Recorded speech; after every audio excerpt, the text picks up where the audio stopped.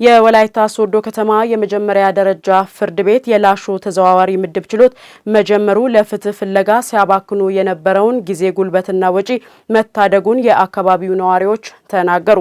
ፍርድ ቤቱ በቀጣይም ለፍትህ አገልግሎት ቀልጣፋነት ማነቆ የሆኑ ችግሮችን በመቅረፍ ተደራሽነቱን ይበልጥ ለማስፋት እንደሚሰራም አመልክቷል። ዳግም ማዴቦ ተጨማሪ አለው።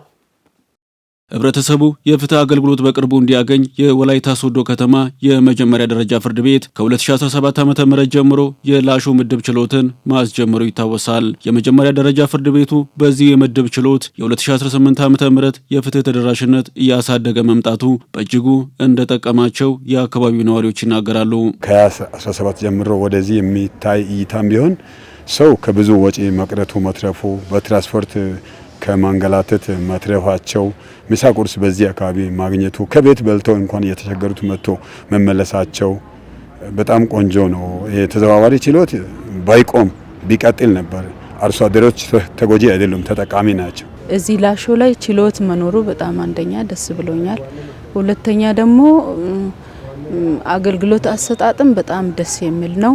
ከስተመርን በስርዓት እያስተናገዱ ነው። 2017 ዓመተ ምህረት ነው የተመደበው እና ከዛ ጀምሮም እስከ ዛሬ ድረስ በሰዓቱን ጠብቀው እየሰሩ ናቸው።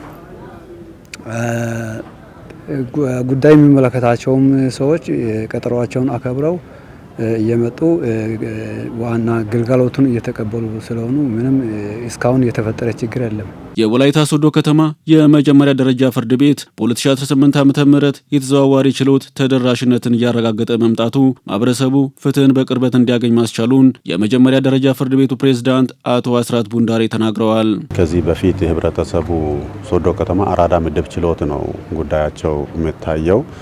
ህብረተሰቡ ከአካባቢው ከቀየው እስከ አራዳ ምድብ ችሎት ድረስ ሄደው አገልግሎት የሚያገኝበትን ሂደትና እንግልትን ለማስቀረት በቀየው በአካባቢው አገልግሎቱን እንዲያገኝ ፍትህ ተደራሽ ለማድረግ ታስቦ የተሰራ ነው።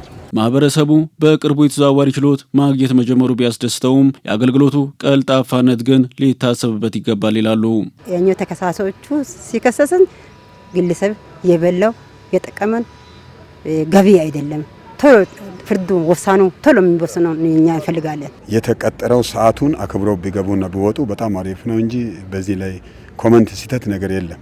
ቢታረሙ ቢያስተካክሉ ያ ሰዓቱን ነው እንጂ ሌላ ጣጣ የለም። ትንሽ ሰዓት አንዳንድ ጊዜ ሰዓት ቀጠሮ ትንሽ አንድ ተኩል ሰዓት ወይም አንድ ሰዓት ድረስ የሚዘገይ ነገር አለ። ትንሽ ሰዓት ቢሻሻል በጣም ጥሩ ነው። የመጀመሪያ ደረጃ ፍርድ ቤቱ ፕሬዝዳንት በበኩላቸው የፍትህ ተደራሽነቱ ቀልጣፋ እንዳይሆን የሰው ኃይልና የተሽከርካሪ እጥረቶች መንስኤ መሆናቸውን ጠቅሰው ለችግሮቹ እልባት ለመስጠት በትኩረት ይሰራል ብለዋል። ምድብ ችሎት እንዲቋቋም ጥናት ተካሂዶ የከተማው መንግስትም ከክልሉ መንግስት ጋር ተናበው ክልሉ ጠቅላይ ፍርድ ቤትም ይሁንታ ሰጥተው እዚሁ ምድብ ችሎት አቋቁመናል። ነገር ግን ለጊዜው የሰው ኃይል ባለማሟላቱ ጋር ተያይዞ በመዋቅር የመፈታ በመሆኑ የሰው ኃይል ባልተሟላበት ደግሞ ስራ በተሟላ ሁኔታ ለማስጀመር ስለማንችል ይህንን አሁን በተዘዋዋሪ ችሎት በየሳምንቱ እየመጣን እያስተናገድን ነው የምንገኘው። ፍርድ ቤትም ደግሞ በጠዋት መጥቶ እዚህ ስራ ለመጀመር ተሽከርካሪ እጥረት አለበት። ለፍርድ ቤቱ የተሽከርካሪ እጥረት ደግሞ የከተማው መንግስት ማነቆ የሆነውን ችግር ሲፈታ በጠዋት መተን ስራ የምንጀምር ነው የሚሆነው።